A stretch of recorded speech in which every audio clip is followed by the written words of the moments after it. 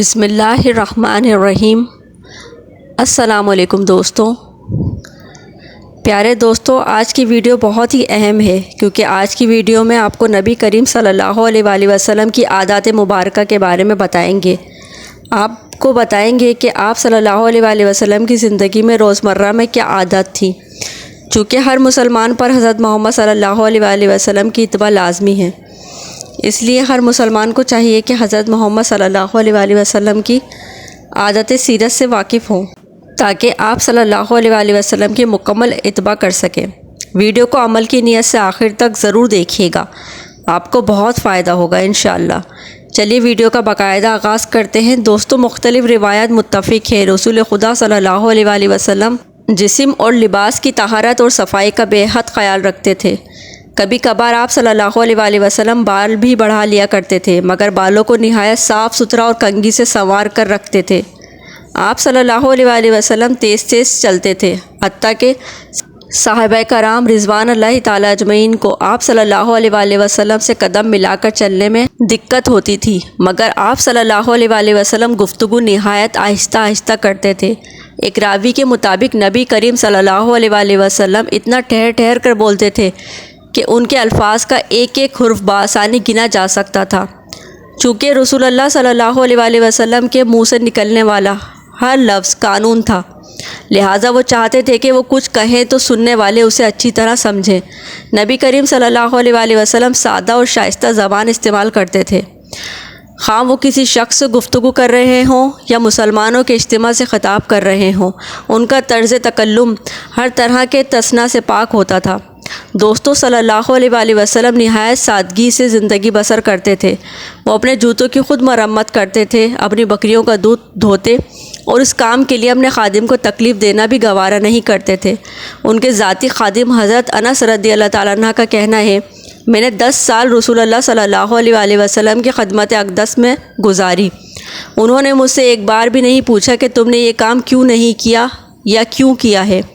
وہ ہمیشہ مجھ سے نہایت شفقت فرماتے۔ حضور صلی اللہ علیہ وآلہ وسلم کی عادت مبارکہ تھی کہ آپ صلی اللہ علیہ وآلہ وسلم ننھے منھے بچوں سے بڑا پیار کرتے تھے اور جہاں کہیں بچوں کو دیکھتے خوش ہو جاتے تھے اور بچوں کو ہنسانے کے لیے ان سے مذاق بھی کرتے۔ فطری طور پر وہ اپنے نواسوں حضرت حسن اور حضرت حسین رضی اللہ تعالیٰ عنہ سے بھی بے حد محبت کرتے۔ بعض اوقات وہ نماز کے دوران بھی ان میں سے ایک کو بازو میں اٹھا لیتے۔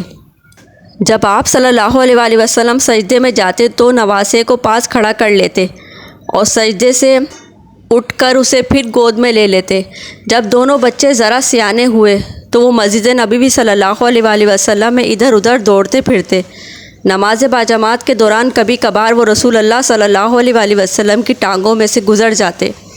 رسول خدا صلی اللہ علیہ وآلہ وسلم انہیں کچھ نہ کہتے۔ اللہ کے رسول صلی اللہ علیہ وآلہ وسلم ہر ایک سے مشفقانہ برتاؤ کرتے، حتیٰ کہ معمر خواتین ان سے لمبی لمبی بے سروپا باتیں بھی کرتی، مگر رسول کریم صلی اللہ علیہ وآلہ وسلم کوئی اکتاہٹ محسوس نہ کرتے۔ سبحان اللہ، کیا کہنے، کیا شان ہے ہمارے پیارے نبی صلی اللہ علیہ وآلہ وسلم کی، کیا اوصاف حمیدہ ہیں صلی اللہ علیہ وآلہ وسلم کے۔ آگے بڑھنے سے پہلے آپ سے گزارش ہے کہ کمنٹ میں ایک بار درود پاک تحریر فرما دیں تاکہ یہ ہماری نجات کا ذریعہ بن سکے۔ آپ صلی اللہ علیہ وآلہ وسلم کی عادت مبارکہ یہ تھی کہ سفر کے دوران وہ قافلے کے ہر فرد کے ساتھ رابطہ رکھتے اور لوگوں کے پاس جاتے تاکہ وہ خوش رہیں۔ ایسے ہی ایک موقع پر وہ اپنے پرانے دوست حضرت جابر رضی اللہ تعالیٰ عنہ کے پاس گئے۔ وہ اپنے بوڑھے اونٹ پر جا رہے تھے۔ حضور صلی اللہ علیہ وآلہ وسلم نے خود پر اس طرح سنجیدگی طاری کر لی کہ کوئی بھی دیکھنے والا سمجھ سکتا تھا کہ نبی کریم صلی اللہ علیہ وآلہ وسلم مذاق فرما رہے ہیں۔ پھر انہوں نے جابر رضی اللہ تعالیٰ عنہ سے کہا، اچھا کیا تم اپنا اونٹ میرے ہاتھ فروخت کرنا چاہتے ہو؟ ہاں، مگر ایک شرط پر کہ میں اونٹ مدینہ جا کر آپ کے سپرد کروں گا۔ جابر رضی اللہ تعالیٰ نے جواب دیا، لوگے کیا؟ آپ بتائیے، 1 درہم میں بیچو گے؟ رسول خدا صلی اللہ علیہ وآلہ وسلم نے کہا، اے اللہ کے نبی صلی اللہ علیہ وآلہ وسلم، آپ مجھے لوٹنا چاہتے ہیں؟ جابر رضی اللہ تعالیٰ نے پکارا، تو چلو 2 درہم لے لو۔ ہرگز نہیں، 3، 4، 5۔ رسول اللہ صلی اللہ علیہ وآلہ وسلم نے قیمت بڑھائی اور بالآخر 40 درہم تک پہنچ گئے اور حضرت جابر رضی اللہ تعالیٰ عنہ رضامند ہو گئے۔ رسول اللہ صلی اللہ علیہ وآلہ وسلم نے چند ادھر ادھر کی باتیں کی اور قافلے میں کسی اور شخص سے ملاقات کے لیے روانہ ہو گئے۔ مدینہ واپس پہنچ کر جابر رضی اللہ تعالیٰ عنہ نے اپنی زوجہ سے تمام معاملات کہہ سنایا اور بتایا کہ کس طرح دوران سفر رسول خدا صلی اللہ علیہ وآلہ وسلم سے خوشگوار ملاقات ہوئی تھی۔ نیک بخت کچھ زیادہ ہی محتاط تھی اور اس نے حضرت جابر رضی اللہ تعالیٰ عنہ سے اصرار کیا کہ وہ حضور صلی اللہ علیہ وآلہ وسلم کی بات کو مذاق تصور نہ کرے، بلکہ اونٹ رسول اللہ صلی اللہ علیہ وآلہ وسلم کے گھر لے جائیں۔ جب رسول اللہ صلی اللہ علیہ وآلہ وسلم کو اطلاع ملی تو وہ مسکرائے اور انہوں نے اپنے خزانچی کو حکم دیا کہ جابر کو 40 درہم ادا کر دیے جائیں۔ رسول اللہ صلی اللہ علیہ وآلہ وسلم نے وہ اونٹ بطور تحفہ دوبارہ حضرت جابر رضی اللہ تعالیٰ عنہ کے حوالے کر دیا۔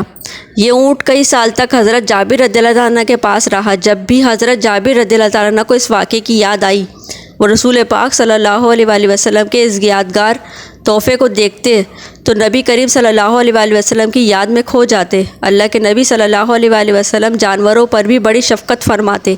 ایک روز حضور نبی کریم صلی اللہ علیہ وآلہ وسلم فوجی دستے کی معیت میں جا رہے تھے کہ ایک صحابی حضور صلی اللہ علیہ وآلہ وسلم کے پاس کسی پرندے کے چند چھوٹے چھوٹے بچوں کو لایا۔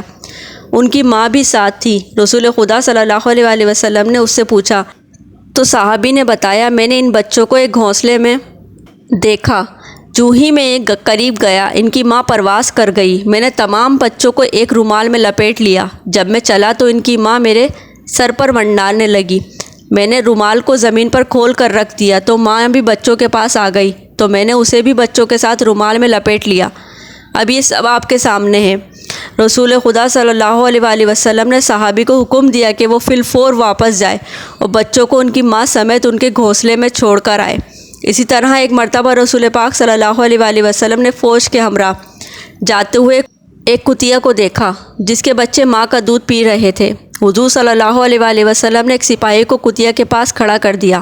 اسے حکم دیا گیا کہ وہ ساری فوج گزرنے تک کتیا کے پاس کھڑا رہے اور کسی کو اسے پریشان نہ کرنے دے۔ ایک روز مدینہ میں ایک اونٹ بھاگتا ہوا آیا اور رسول صلی اللہ علیہ وآلہ وسلم کے سامنے گھٹنے ٹیک کر بیٹھ گیا۔ فوراً ہی چند افراد بھی وہاں پہنچ گئے جو اونٹ کو پکڑنا چاہتے تھے۔ رسول اللہ صلی اللہ علیہ وآلہ وسلم نے ان سے ماجرا پوچھا تو انہوں نے بتایا کہ اونٹ بہت بوڑھا ہو گیا ہے اور اب وہ کنویں سے پانی کھینچنے کا کام نہیں کر سکتا، چنانچہ ہم اسے ذبح کرنا چاہتے ہیں۔ رسول اللہ صلی اللہ علیہ وآلہ وسلم کو اونٹ پر رحم آ گیا۔ انہوں نے کہا، اسے چراگاہ میں چھوڑ دو، اس نے تمہاری طویل عرصے تک خدمت کی ہے۔ اونٹ کے مالک رسول اللہ صلی اللہ علیہ وآلہ وسلم کی بات سے متفق ہو گئے اور اونٹ کو واپس لے گئے۔ اس ویڈیو کا اختتام کرتے ہیں۔ ویڈیو کا مکمل حصہ دیکھیے گا نیکسٹ پارٹ میں۔ تب تک کے لیے اپنا بہت خیال رکھیے گا اور چینل پر نئے ہیں تو لازمی سبسکرائب کر لیجئے اور ساتھ میں گھنٹی کے بٹن کو لازمی کلک کریں تاکہ ہر آنے والی نئی ویڈیو کا نوٹیفیکیشن آپ کو ملتا رہے۔ اپنا بہت خیال رکھیے گا، دعاؤں میں یاد رکھیے گا۔ اللہ تعالیٰ آپ سب کے لیے بہت زیادہ آسانیاں پیدا کرے۔ اللہ حافظ۔